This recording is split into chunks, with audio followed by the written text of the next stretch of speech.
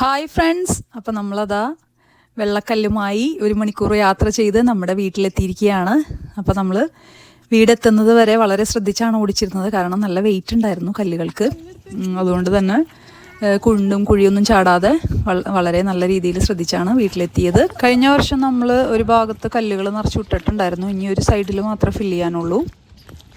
വീടെത്തി കഴിഞ്ഞിട്ട് നമ്മളെല്ലാവരും കൂടി കല്ലുകൾ ഓരോന്നോരോന്ന് പറക്കി നമ്മൾ നിരത്താനായിട്ടുള്ള പരിപാടിയിലാണ്. അപ്പോൾ അങ്ങനെ എല്ലാവരും കൂടി വണ്ടിയിൽ നിന്ന് എടുത്ത് പുറത്ത് വെച്ചു.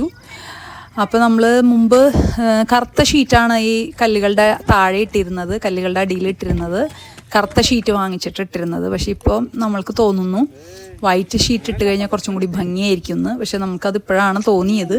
അതുകൊണ്ട് തന്നെ നമ്മൾ ബ്ലാക്ക് ഷീറ്റിൻ്റെ മുകളിൽ തന്നെയാണ് ഇപ്പോൾ ഇടാൻ പ്ലാൻ ചെയ്യുന്നത്. പക്ഷേ പിന്നീട് നമുക്ക് വൈറ്റ് ഈ ചാക്കുകൾ തന്നെ കീറിയിട്ട് നമുക്ക് അടിയിലിട്ട് കഴിഞ്ഞാൽ കുറച്ച് കൂടുതൽ ഭംഗിയായിരിക്കും തോന്നുന്നു.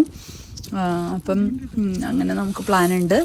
പക്ഷെ ഇപ്പം എന്തായാലും കറുത്ത ഷീറ്റിൻ്റെ മുകളിൽ തന്നെയാണ് ഇട്ടിരിക്കുന്നത്. അപ്പോൾ അത് നൽകിയിരിക്കുന്ന ആ ഒരു ഭംഗി അത് ഭയങ്കര ബ്യൂട്ടിഫുള്ളായിട്ടുള്ളൊരു കാഴ്ചയാണ്. അതായത് ഫുള്ള് വെള്ള കളർ ഒരു തട്ട് മുഴുവനും, പിന്നെ യെല്ലോയും റെഡുമായ ചെടികളും. ആ വെള്ളക്കല്ലുകൾ ആ ചെടികളെ കൂടുതൽ മനോഹരമാക്കിയിരിക്കുകയാണ്. അപ്പോൾ ഇങ്ങനെ മനോഹരമായ കാഴ്ചകൾക്ക് ദൈവത്തിന് നന്ദി പറയുന്നു. Thank you for watching. Keep on watching grace small world.